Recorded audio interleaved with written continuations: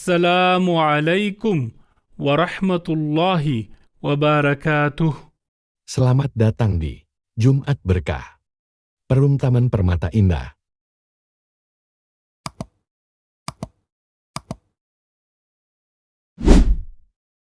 Sedekah ya sedekah, biar hartamu berkah. Allah Maha Pemurah, pasti akan ditambah.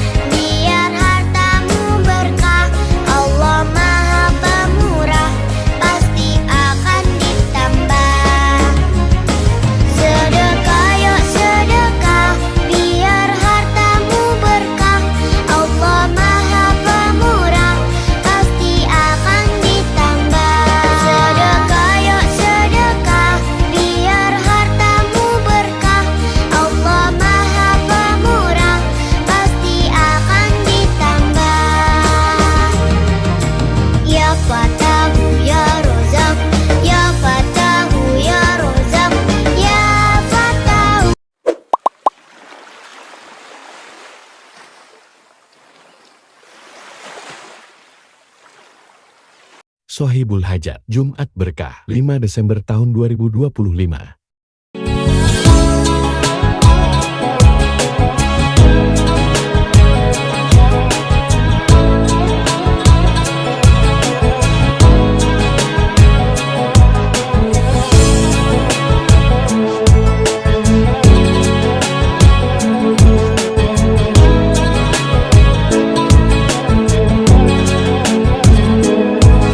Sohibul Hajat, Jumat Berkah, 12 Desember tahun 2025.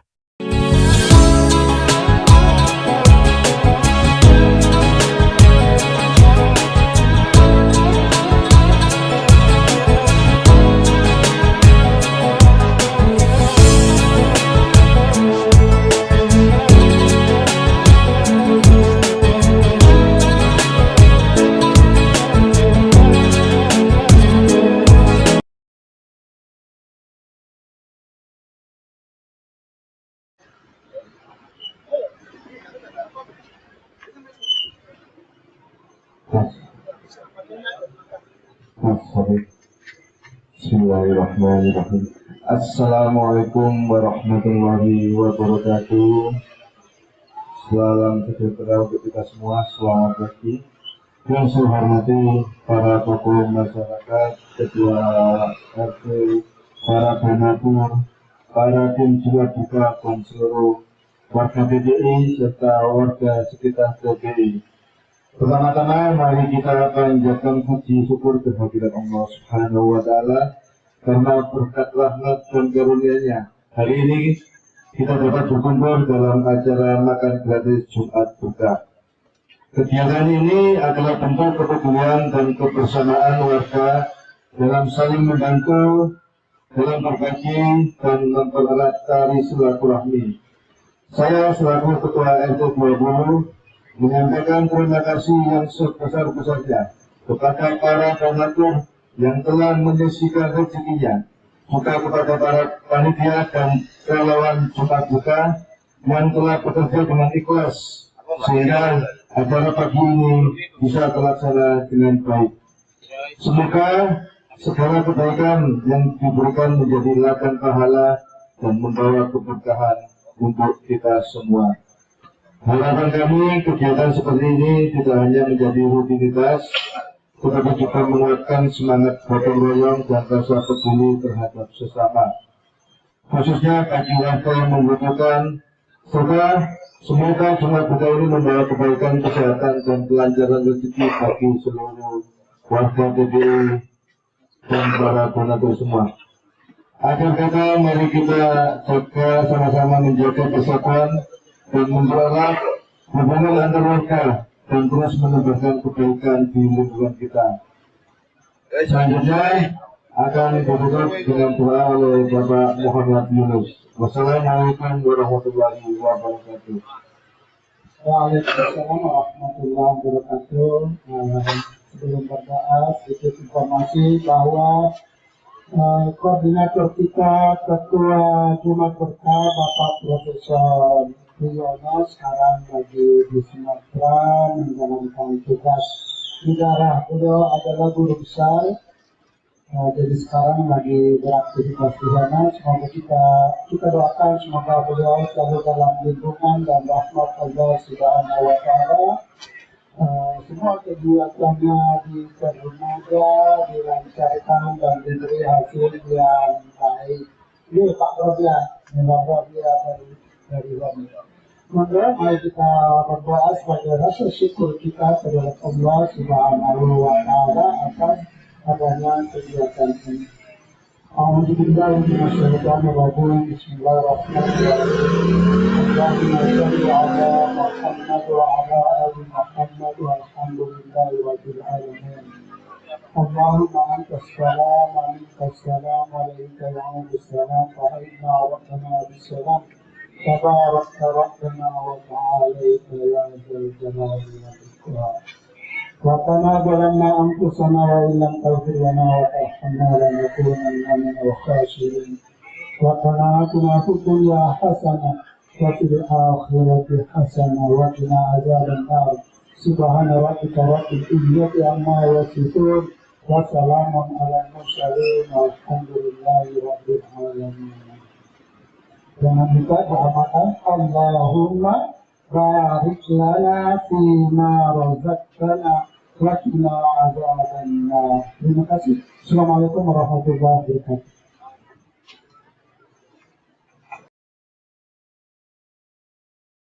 Video pembelajaran. Aset kita yang paling berharga bukanlah uang, tapi atensi dan waktu. Keduanya terbatas. Dan ada satu aktivitas yang kita lakukan setiap hari yang secara sistematis merampok keduanya. Scrolling. Ini bukan lagi soal buang-buang waktu. Ini adalah sabotase terhadap kualitas hidup dan karir kita.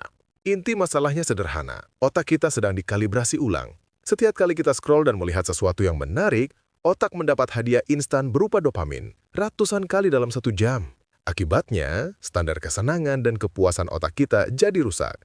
Aktivitas yang benar-benar penting untuk kemajuan hidup seperti membaca buku, mengerjakan analisis mendalam untuk pekerjaan, atau berdiskusi serius terasa sangat membosankan dan berat. Mengapa? Karena hadiah dari aktivitas itu butuh waktu dan usaha. Tidak instan seperti scroll berikutnya. Fenomena ini bahkan punya nama, attention residue.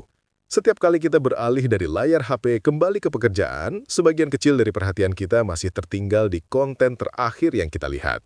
Sisa-sisa perhatian ini mengotori fokus kita, membuat kita tidak bisa berpikir dengan jernih. Jadi, meskipun kita hanya sebentar melihat HP, efek negatifnya pada konsentrasi bisa berlangsung hingga 20-30 menit sesudahnya. Bayangkan jika ini terjadi berkali-kali dalam sehari. Kita hampir tidak pernah beroperasi dengan kapasitas kognitif penuh. Mari kita bedah dampak buruknya secara nyata. Pertama, erosi kemampuan deep work. Di dunia kerja yang kompetitif, kemampuan untuk fokus secara mendalam pada satu tugas kompleks tanpa distraksi adalah sebuah superpower. Kemampuan inilah yang menghasilkan pekerjaan berkualitas tinggi dan inovasi. Scrolling melatih otak kita untuk melakukan hal yang sebaliknya, beralih dari satu stimulus ke stimulus lain dengan cepat. Ini mengubah kita menjadi pemikir tingkat permukaan, yang mudah teralihkan dan sulit menghasilkan karya terbaik. Hasilnya adalah produktivitas yang menurun dan stagnasi karir. Dampaknya dalam jangka panjang lebih mengerikan. Di era di mana pekerjaan-pekerjaan repetitif akan digantikan oleh otomatisasi dan AI, nilai seorang profesional terletak pada kemampuannya untuk berpikir kritis, kreatif, dan menyelesaikan masalah yang rumit. Semua ini membutuhkan deep work. Dengan terus melatih otak kita untuk dangkal, kita secara perlahan sedang mendegradasi skill paling berharga yang kita miliki. Kita bukan hanya kehilangan produktivitas harian, kita berisiko menjadi tidak relevan di masa depan pasar kerja. Kedua, hilangnya peluang finansial. Waktu adalah aset yang bisa dikonversi. 1 jam yang dihabiskan untuk scrolling tanpa tujuan adalah opportunity cost. Itu adalah 1 jam yang bisa digunakan untuk belajar skill baru yang bisa menaikkan gaji. Itu adalah waktu yang bisa dipakai untuk meriset investasi, membangun bisnis sampingan, atau sekedar membuat perencanaan keuangan yang lebih baik. Jika diakumulasi, ribuan jam yang hilang dalam setahun adalah potensi puluhan atau bahkan ratusan juta rupiah yang tidak pernah terwujud. Ketiga, degradasi hubungan personal. Ini mungkin yang paling merusak. Kita mungkin hadir secara fisik bersama pasangan, anak, atau teman, tapi pikiran kita melayang di dunia maya. Kita mendengarkan dengan setengah hati, merespon seadanya karena sebagian atensi kita sudah dicuri oleh layar. Coba perhatikan momen-momen kecil yang hilang. Saat anak menceritakan harinya di sekolah dengan antusias, tapi tatapan kita lebih sering tertuju pada layar. Saat pasangan mencoba memulai percakapan penting setelah hari yang panjang, tapi kita merespon sambil setengah membaca email atau notifikasi. Pesan yang kita kirimkan tanpa sadar adalah, kamu tidak sepenting apa yang ada di layar ini. Tumpukan momen-momen kecil inilah yang membangun dinding-dinding besar dalam sebuah hubungan, menciptakan keheningan dan rasa kesepian bahkan saat kita duduk bersebelahan. Keempat, kelelahan mental dan siklus perbandingan. Media sosial adalah panggung pencapaian orang lain yang sudah dikurasi. Paparan konstan terhadap kesuksesan karir, liburan mewah, dan keharmonisan keluarga orang lain secara tidak sadar membuat kita terus-menerus membandingkan hidup kita sendiri. Alih-alih termotivasi, ini lebih sering memicu perasaan cemas, iri, dan merasa tertinggal. Energi mental kita habis bukan untuk memperbaiki hidup kita sendiri, tapi untuk mengkhawatirkan pencapaian orang lain. Jadi ini bukan lagi soal kebiasaan buruk yang sepele. Ini adalah pilihan sadar yang kita buat setiap hari dengan konsekuensi jangka panjang yang sangat nyata pada karir, kondisi finansial, hubungan, dan kesehatan mental kita. Pertanyaannya bukan lagi apakah scrolling itu buruk, tapi apakah hadiah sesaat yang ditawarkannya sepadan dengan versi terbaik dari diri kita yang tidak pernah tercapai. Setiap hari, 1 langkah lebih baik. Video pembelajaran. Kita sering merasa, butuh ini itu dulu baru bisa bahagia. Nunggu gaji naik, nunggu pasangan ideal, nunggu hidup jadi lebih baik. Tapi, gimana kalau kebahagiaan itu sebenarnya udah ada di depan mata, dalam hal-hal kecil yang sering kita anggap remeh. Kadang yang kita cari terlalu jauh, padahal yang kita butuh sederhana. Kali ini, kita akan bahas 10 hal sederhana yang bisa bikin kamu bahagia setiap hari. Bukan teori kosong, tapi kebiasaan kecil yang bisa kamu mulai hari ini juga. Siap untuk bahagia tanpa harus menunggu semuanya sempurna. Kita terlalu sering menunggu hal besar untuk merasa bahagia. Menunggu hadiah, pencapaian, atau momen yang luar biasa. Padahal, bahagia itu kadang datang dari satu kalimat sederhana yang sering kita lupakan. Terima kasih. Ucapan ini bukan cuma untuk orang lain, tapi juga untuk hidup, untuk diri sendiri, bahkan untuk hal-hal paling sederhana. Berterima kasih atas nafas pagi yang masih bisa kamu hirup, atas tubuhmu yang mungkin nggak sempurna, tapi masih setia membawamu berjalan. Atas secangkir kopi hangat, suara hujan, atau pelukan dari seseorang yang peduli. Rasa syukur itu kecil, tapi punya kekuatan besar. Ia bisa menggeser fokusmu dari kekurangan ke kelimpahan. Dan saat kamu sadar hidupmu nggak seburuk itu, disitulah kebahagiaan pelan-pelan tumbuh. Coba hari ini, ucapkan terima kasih. Bukan karena hal besar, tapi karena kamu mulai melihat hidup dengan mata yang baru.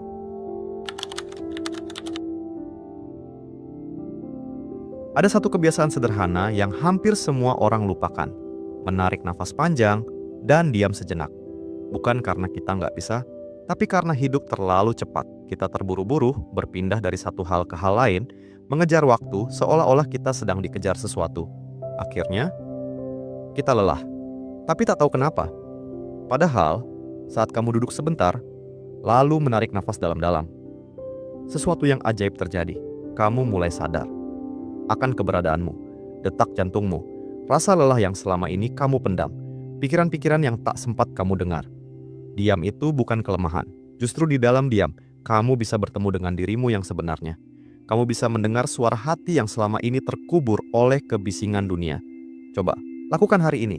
Tarik nafas perlahan, hembuskan, tutup mata sejenak. Rasakan hadirnya dirimu. Di sana, kamu akan menemukan ruang kecil yang damai. Tempat di mana kebahagiaan nggak perlu ribut. Ia hanya diam dan hadir.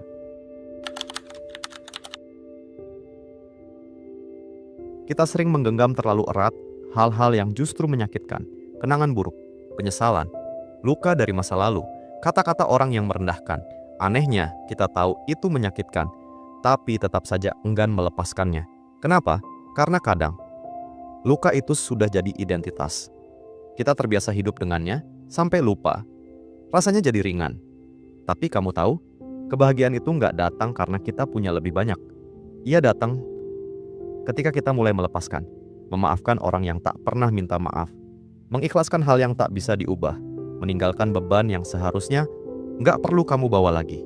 Kamu nggak harus memaafkan untuk mereka. Kamu memaafkan untuk dirimu sendiri, agar bisa tidur lebih tenang, agar bisa berjalan lebih ringan, agar bisa bahagia, bukan karena semua baik-baik saja, tapi karena kamu memilih nggak lagi menyimpan sakit. Hari ini, lepaskan satu hal saja. Nggak usah semuanya. Satu saja. Dan lihat, bagaimana hatimu mulai bisa bernapas.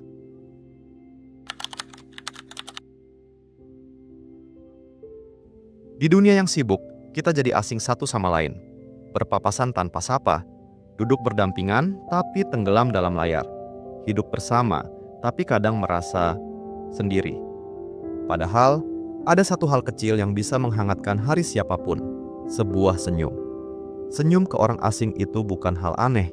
Itu tanda bahwa kamu masih punya empati, bahwa kamu mengakui keberadaan orang lain, meski hanya sekilas.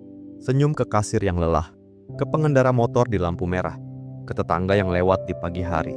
Senyum tanpa alasan, tanpa harapan dibalas. Karena kamu tahu, mungkin itu satu-satunya kebaikan yang mereka terima hari itu. Dan yang mengejutkan, saat kamu tersenyum, kamu juga merasa lebih baik. Karena ternyata, memberi kebahagiaan adalah bentuk tertinggi dari merasakannya. Coba hari ini.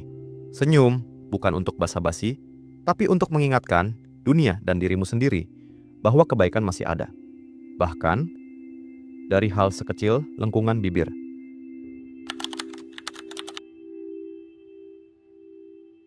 Hal pertama yang kamu lakukan setelah bangun tidur akan menentukan nada sepanjang hari. Dan sayangnya, banyak dari kita memulai hari dengan satu hal yang langsung merampas perhatian. Ponsel, membuka notifikasi, membaca berita buruk, melihat pencapaian orang lain. Dalam hitungan detik, moodmu sudah diatur oleh dunia luar, bahkan sebelum kamu menyapa dirimu sendiri. Tapi gimana kalau kamu ubah sedikit saja? Bangun, lalu duduk diam, tarik nafas, rasakan tubuhmu, dengarkan detak jantungmu. Tanya, apa yang aku butuhkan hari ini? Bukan dari layar, bukan dari luar, tapi dari dalam dirimu sendiri. Kamu nggak harus meditasi sejam, cukup 10 menit tanpa layar. Dan kamu akan kaget betapa jauh lebih jernih pikiranmu. Karena bahagia itu bukan soal tahu semua kabar dunia, tapi soal kamu cukup sadar untuk mengenali kabar hatimu sendiri.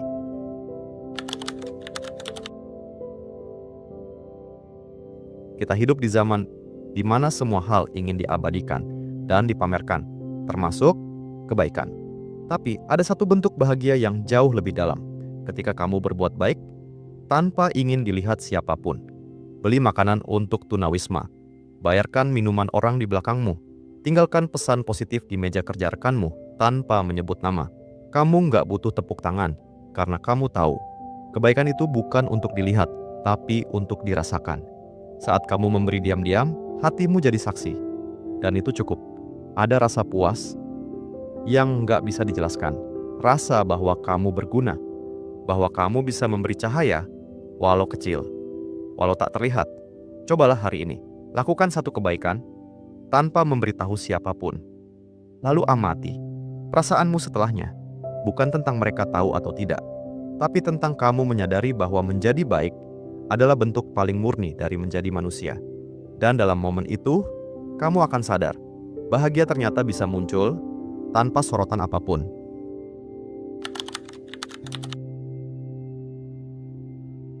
Kita semua pernah salah, pernah gagal, pernah mengecewakan orang lain, bahkan menyakiti diri sendiri dengan pilihan yang keliru. Masalahnya, kita terlalu mudah memaafkan orang lain, tapi begitu sulit memaafkan diri sendiri. Kita mengulang-ulang penyesalan seolah hukuman itu pantas. Tapi tahukah kamu, setiap hari adalah kesempatan baru untuk memaafkan dirimu sendiri. Bukan untuk melupakan, tapi untuk berdamai. Karena kamu sedang belajar. Dan proses belajar nggak pernah sempurna. Lihatlah diri di cermin. Bukan cuma luka dan cacatnya, tapi juga keberaniannya bertahan sejauh ini. Memaafkan diri bukan berarti menyerah, tapi memberi ruang untuk tumbuh. Hari ini, ucapkan dalam hati, aku memaafkan diriku yang dulu tidak tahu apa-apa. Kamu berhak bahagia, bukan karena kamu sempurna, tapi karena kamu manusia. Dan itu cukup. Bahagia tidak datang setelah kamu merasa layak. Bahagia datang saat kamu memilih untuk memeluk diri sendiri sepenuhnya.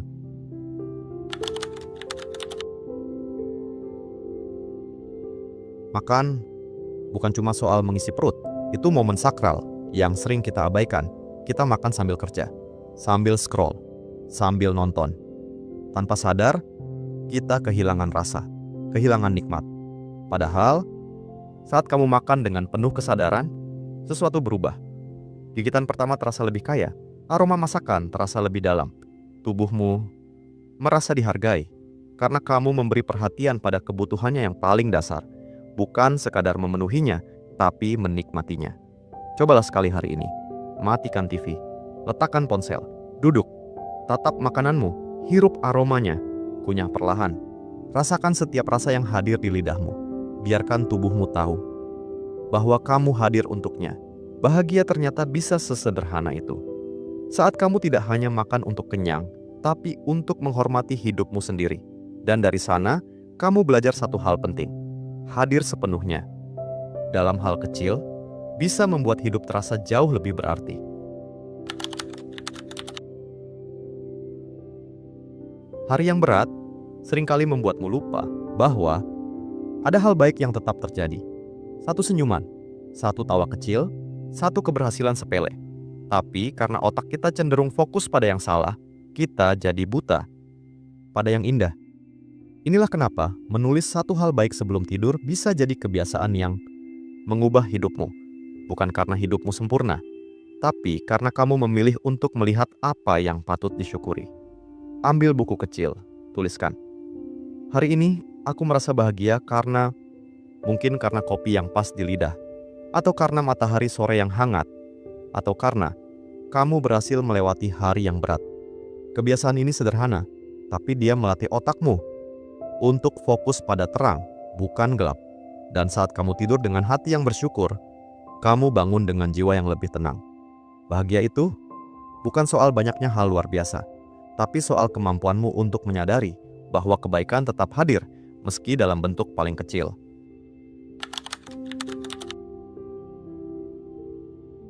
Ini bukan ancaman, ini pengingat bahwa hidup tidak selamanya.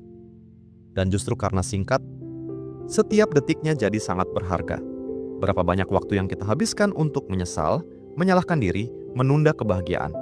Padahal kita bahkan tak tahu apakah esok akan datang.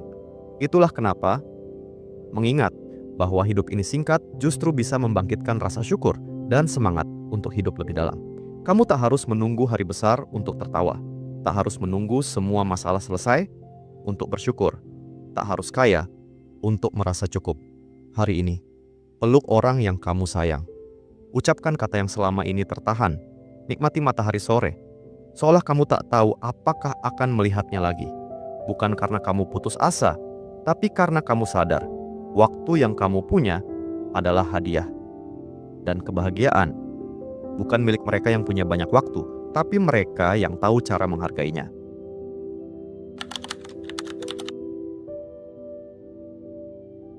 Setelah semua yang kita bahas, satu hal jadi jelas, bahagia nggak harus mahal, nggak harus jauh, dan nggak harus rumit. Dia ada di sekitar kita. Bahkan lebih sering, dia ada di dalam diri kita sendiri. Dari rasa syukur sederhana, senyum kecil, hingga diam yang penuh kesadaran. Kita cuma perlu melambat, melihat lebih dalam, dan hadir sepenuhnya. Kamu tidak perlu menunggu sukses besar, tidak harus punya semua hal dulu. Cukup buka hati dan sadari betapa banyak hal indah yang sebenarnya sudah kamu miliki. Semoga mulai hari ini, kamu tak lagi menunda untuk bahagia. Karena hidup ini terlalu singkat untuk dijalani dalam penyesalan, dan terlalu berharga untuk dihabiskan dalam keluhan. Bahagia itu pilihan, dan pilihan itu selalu ada di tanganmu. Kalau kamu merasa tersentuh atau tercerahkan oleh satu saja dari 10 hal tadi, itu tandanya kamu sudah selangkah lebih dekat dengan kebahagiaan yang sesungguhnya. Jangan biarkan pesan ini berhenti di kamu. Klik like sebagai bentuk syukur. Subscribe agar kamu nggak kehilangan video-video penuh makna seperti ini. Dan bagikan ke orang-orang terdekatmu, karena bisa jadi mereka juga sedang butuh pengingat kecil untuk bahagia. Tulis juga di kolom komentar, hal sederhana apa yang paling sering bikin kamu bahagia? Siapa tahu, jawabanmu bisa jadi penguat bagi orang lain yang sedang berjuang.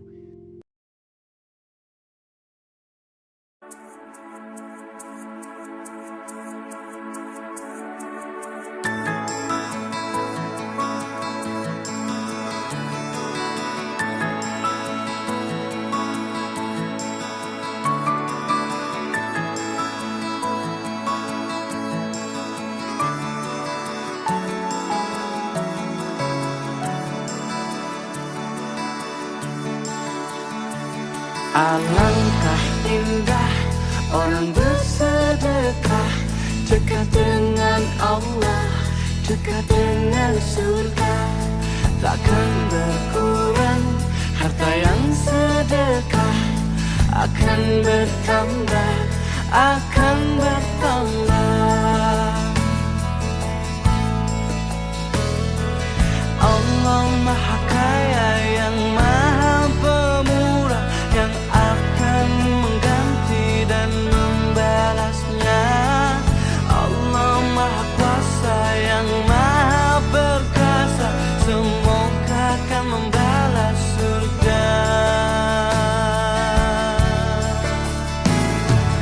Oh, indahnya saling berbagi, saling memberi karena Allah.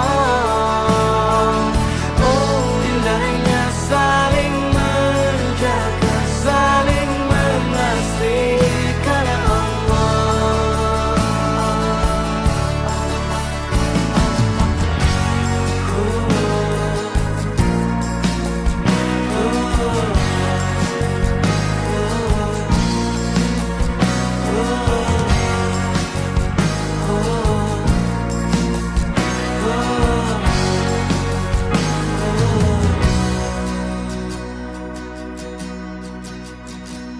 Alangkah indah. Saran saya, misal ada janji banyak di Al-Quran, misal mohon maaf ya, orang-orang yang infak itu, yang sedekah itu diberikan balasan minimal 700 kali lipat, ada 10 kali lipat. Tapi ketika Anda akan infak, Anda nggak usah mikirkan balasan, infak aja dulu. Karena pemberian Allah itu tidak harus langsung berupa balasan dalam bentuk yang Anda pikirkan. Kalau suami bekerja itu sifatnya nafkah. Kalau istri atau perempuan bekerja itu tidak disebut mencari nafkah, beda. Awas, ada pekerjaan, ada nafkah, itu lain. Nafkah itu kewajiban yang melekat kepada suami, yang nanti rizki yang Allah berikan akan mencukupi kebutuhan yang ada di dalam rumah tangganya. Jadi berapapun yang didapat bisa dibagi. Tapi kalau bekerja biasa, tidak mempunyai sifat nafkah, nanti punya sifat-sifat dan karakter yang berbeda. Didapatkan besar pun belum tentu mencukupi. فأما من أعطى واتقى وصدق بالحسنى فسنيسره لليسرى. Adapun orang yang a'ta, memberi, wattaqa, dan dia berupaya untuk bertakwa, wasaddaqa bil husna, dia yakin akan adanya surga, fasanuyassiruhu lil yusra, kami akan mudahkan jalannya menuju surga yang dia yakini. Wasayajannabuhal atqa, api yang menyambar-nyambar itu akan aku jauhkan bagi mereka orang-orang yang bertakwa. Siapa orang yang bertakwa? Alladzi yu'ti malahu yatazakka, yaitu orang-orang yang memberikan hartanya. Kenapa dia memberikan hartanya? Yatazakka, dia ingin mensucikan dirinya dari sifat bakhil. Nah, orang Indonesia ini Masya Allah, orang Indonesia ini loman-loman, suka memberi makan orang lain, walaupun kadang tidak tepat sasaran. Nenek ini diusir oleh pedagang batu giok tanpa sedikit pun belas kasihan. Pedagang ini melarang nenek menyentuh dagangannya karena dianggap miskin dan kotor. Lalu ia berjalan ke pedagang lain, namun lagi-lagi ia diperlakukan sama, diusir tanpa sedikit pun rasa hormat. Nenek itu mencoba beralih ke pedagang berikutnya. Namun kali ini penjual batu tersebut bersikap sangat sopan padanya. Ia dengan ramah bertanya, batu seperti apa yang sedang dicari sang nenek. Nenek itu bercerita bahwa ia dan saudara perempuannya yang tinggal jauh di perantauan memiliki gelang kembar. Namun kemarin, gelang miliknya jatuh dan pecah. Kini ia ingin membeli penggantinya. Lalu ia berkata bahwa gelangnya dulu terbuat dari batu giok, berwarna kebiruan, dengan motif seperti bunga yang mengapung di dalamnya. Sangat cantik dan sulit dilupakan. Lalu dengan sopan, penjual batu itu mengambilkan sebuah bangku dan mempersilakan nenek itu duduk. Ia juga memberinya sebotol air mineral. Wanita itu dengan lembut berkata, akan ia usahakan mencarikan batu yang serupa dengan gelang kesayangan nenek.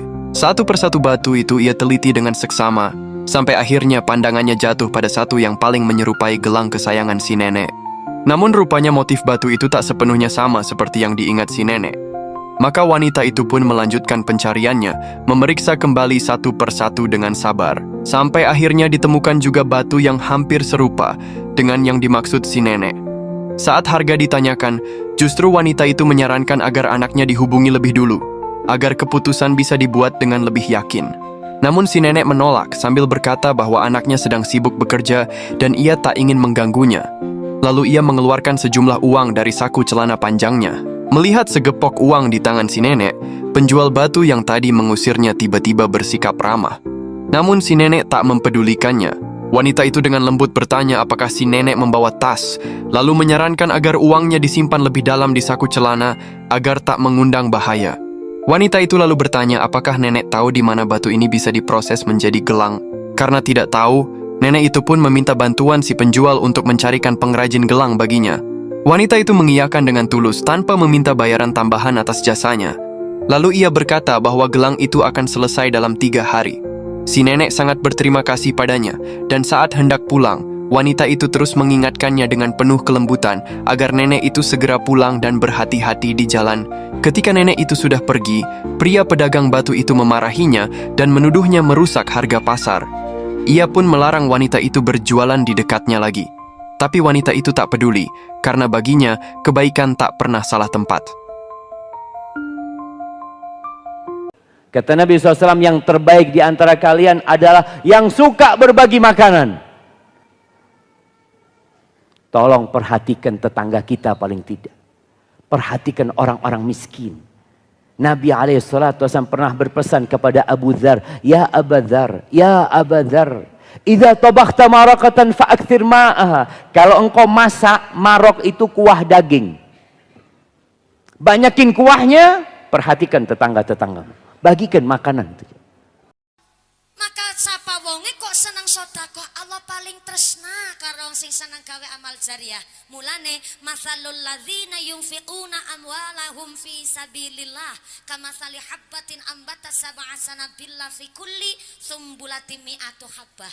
Nandur amal becik siji tukule 7. Bareng wis tukul 7, Bu, mangke bareng tukul cabange niku 100. Ya Allah, 100 ping 7 pinten? 700 spesi ditambah wallahu yudha'ifu liman yasha. Gusti Allah bakal nambah jumlah pahala bagi siapa saja yang Allah kehendaki, merga dadi menungsa sing pada senang sedekah. Amin Allahumma amin. Dari hati saya yang terdalam, saya mohon maaf atas nama BGN, atas nama seluruh SPPG di Indonesia. Saya mohon maaf. Saya seorang ibu. Melihat gambar-gambar di video, sedih hati saya. Mengapa? Kalau anak saya panas saja, saya sudah stres bukan main.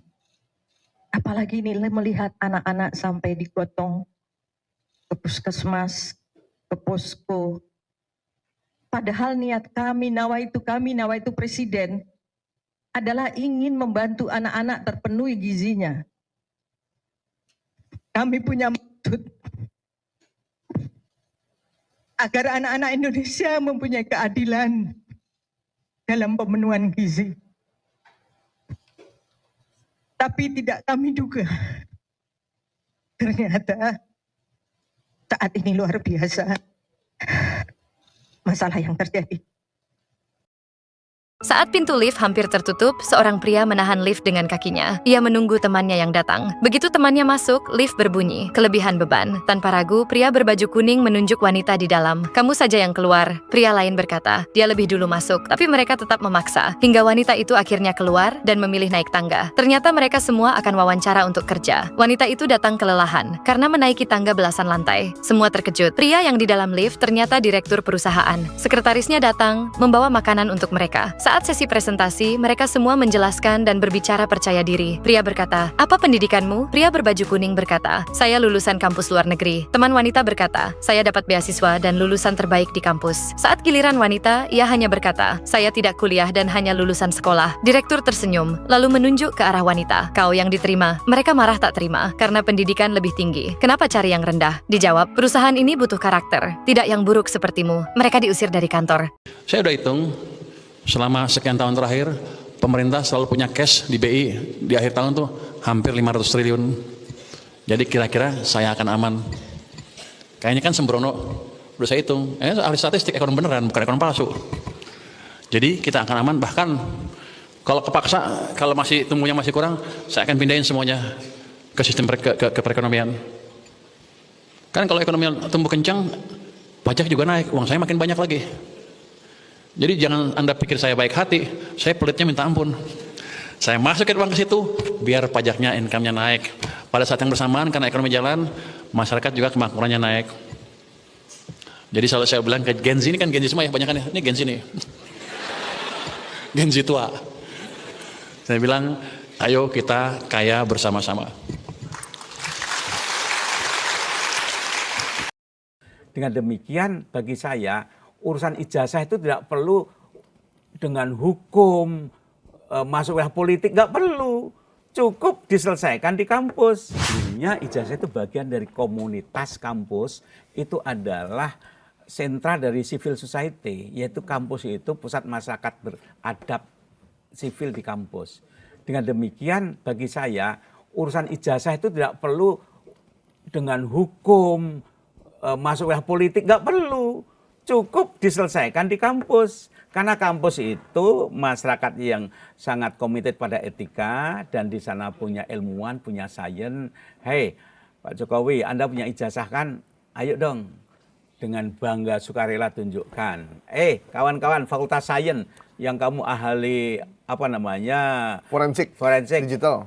Teliti ini, Pak Jokowi, silahkan teliti. Selesai urusannya. Terbuka, saksikan oleh Senat Guru Besar. Kan seorang kampus yang sampaikan begitu. Andaikan orang meragukan ijazah saya serahkan Senat Guru Besar, undang Fakultas Sains, forensik, teliti ijazah saya. Selesai.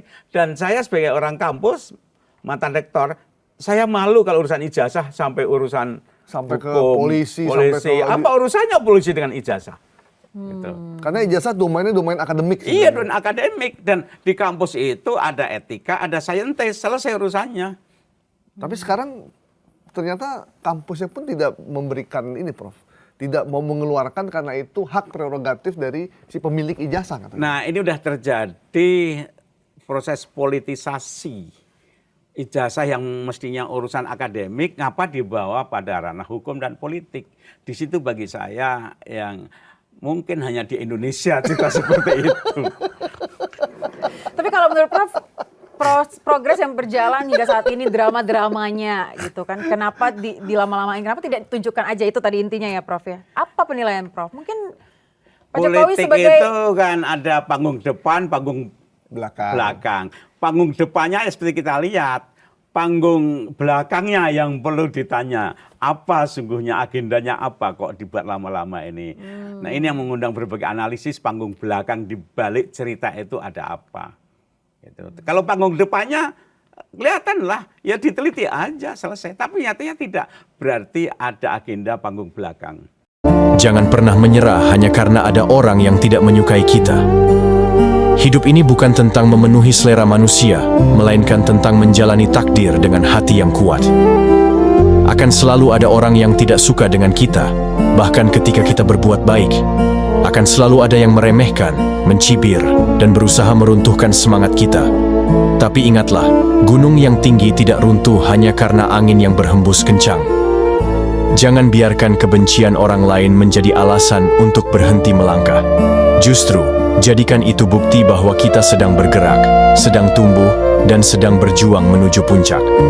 Burung tidak berhenti terbang hanya karena ada yang melempar batu. Lautan tidak berhenti berombak hanya karena ada yang mencaci kebisingannya. Begitu juga kita, jangan berhenti hanya karena dunia tidak bersorak untuk kita. Ingatlah, rezeki kita tidak ditentukan oleh lidah manusia. Inilah keutamaan orang yang memberi kelapangan. Dari Hudzaifah ia berkata, aku pernah mendengar Rasulullah bersabda, para malaikat menyambut ruh salah seorang di antara orang-orang sebelum kalian. Para malaikat tersebut bertanya, apakah engkau pernah melakukan amalan kebaikan? Ia menjawab, tidak. Para malaikat berkata kembali, ingat-ingatlah. Ia mengatakan, dahulu aku biasa menghutangi manusia, kemudian aku memerintahkan pelayanku agar memberi penangguhan kepada orang yang kesulitan untuk membayar hutang dan memberikan kemudahan kepada orang yang memiliki keluasan untuk membayar hutang. Dalam hal ini, tentu yang dimaksud adalah orang yang benar-benar ikhlas menghutangi orang yang membutuhkan. Tidak ada riba, tidak ada bunga, dan tidak ada denda. Semoga kita dilimpahkan rezeki yang halal dan dapat membantu tetangga maupun kerabat terdekat kita. Bahwa rezeki kita justru akan datang saat kita banyak memberi. Coba sekarang Anda renungkan, 1 bulan terakhir, berapa banyak Anda sudah memberi? Orang bilang, Ibu Aisyah mah belain bapak-bapak. Bukan belain, justru kita harus belajar otak laki-laki supaya kita tahu bagaimana strateginya. Saya yakin Bu, kalau saya nggak belajar otak laki-laki, mungkin seumur hidup baper, dikit-dikit tersinggung. Jadi buktinya tadi, ya kita senyum dia nggak senyum, deh mukanya gini-gini. Keselnya minta ampun, berprasangka buruk, terus ngapain? Justru saya belain ibu-ibu dengan menjelaskan otak laki-laki gini loh, gitu. Ya, walaupun bapak-bapak juga jadi seneng, karena bapak-bapak juga nggak ngerti, mereka juga baru sadar, oh kita begitu ya. Paham ya Bu? Pria itu membutuhkan energi dari pasangannya. Ibarat handphone tuh ngecas.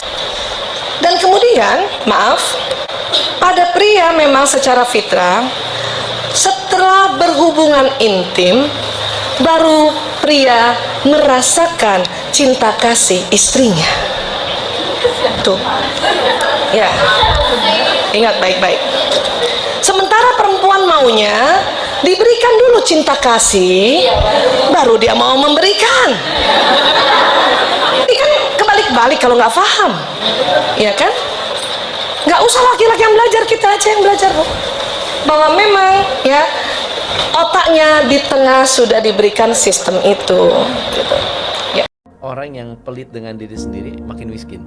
Jadi itu berdasarkan vibrasi tarik menarik magnet uang, iya kan? Magnet duit. Magnet uang, magnet duit gitu kan. Jadi kalau orang yang terlalu merasa, jadi apa-apa tuh dia batasin, sayang lah uangnya, sayang deh, seperti itu. Jadi dia mempunyai mental orang miskin gitu.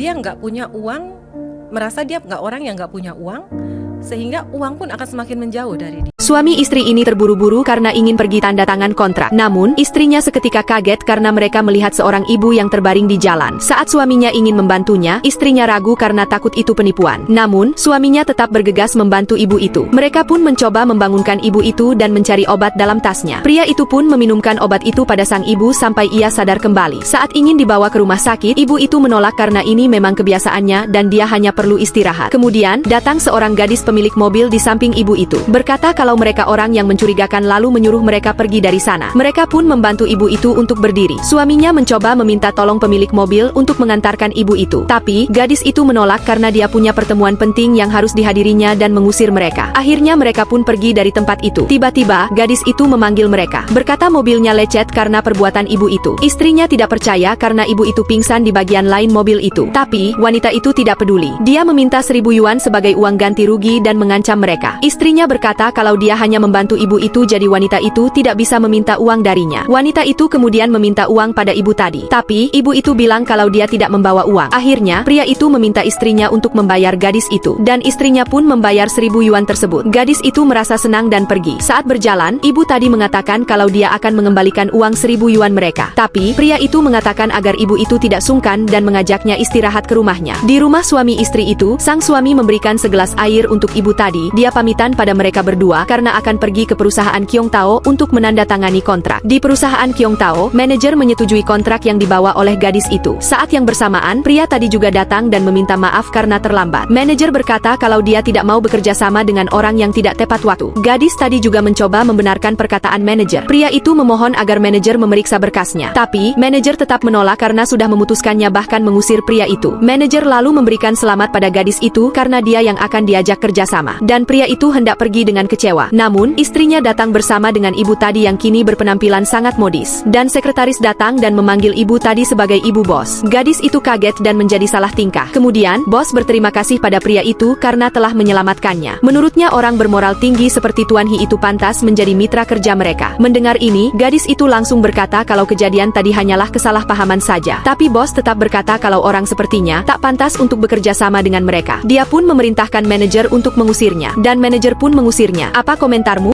Kalau bicara ekspor, itu apa barangnya dan tujuannya ke negara mana, itu yang sekarang sedang hype apa, dan nanti bagaimana untuk mengetahuinya ke depannya tren-trennya berubah atau tidak gitu, seperti itu. Ekspor dulu deh. Kita harus tahu pasarnya kita tuh kebutuhannya apa. Jadi ada satu website Pak Dr. Dimul namanya oec.world, oec.world. Kita buka website itu, terus kita nanti masukkan nama suatu negara target pasar kita. Misalkan Amerika Serikat. Kita bisa tahu Amerika Serikat tuh sering ngimpornya dari seluruh dunia, barangnya apa saja. Nah, dari list-list tersebut kita tinggal sesuaikan dengan barang yang ada di Indonesia. Kita itu nggak perlu punya produknya dulu. Yang penting kita bisa tahu negara tujuan kita tuh kebutuhannya apa, dan kita tinggal mempertemukan dengan suppliernya kita. Oh, oke. Itu untuk barang ekspor. Ekspor. Sekarang import, Mas Kemal. Nah, kalau riset impor tuh lebih enak lagi. Kenapa? Karena kita tahu pasar yang ada di Indonesia, entah itu online ataupun offline. Misalkan kita mau riset secara online, ada banyak metode. Kita kan kalau belanja online paling pakai Shopee, Tokopedia, pakai TikTok Shop gitu. Ternyata di sana itu kita bisa meriset. Gitu ya. Kan ada toko, ada produk-produknya di dalamnya. Produk itu diposting sudah berapa lama, menghasilkan omset berapa tuh kita bisa tahu, Pak Dokter. Siapapun bisa tahu itu. Yang penting punya software ya kan, kalau data langganan per bulan, tapi juga ada langganan per tahun apa berapa. Jadi gitu. jangan import barang yang nggak laku. Waduh, ya jangan. Nah, perhatikan sekarang, kenapa orang ketika senang dia berdoa kemudian dikabulkan. Perhatikan ketika orang punya keperluan dia berdoa lama dikabulin. Nggak pernah merhatiin kita di situ. Kebetulan saya ngulik-ngulik ilmu itu sudah belasan tahun. Kayaknya nggak salah deh punya saya. Kayaknya loh. Iya. Semakin sepaneng semakin jauh. Semakin pingin semakin jauh. Apalagi semakin panik. Akhirnya dikorelasikan dengan ilmu pengembangan diri hari ini. Yang akhirnya titik sini, titik sini, titik sini, titik sini, titik Gusbar aja sini lagi muter. Kok podo yo? Oke. Kok sama yo? Intinya apa? bagaimana tidak terlalu menyimpan harapan pada masa depan, jangan juga terikat pada masa lalu, hiduplah ke masa sekarang. Balik kemana? Jantungnya ilmu apa? Syukur, Pak. Makanya yang menjadi misteri itu kan bahasa hati kita.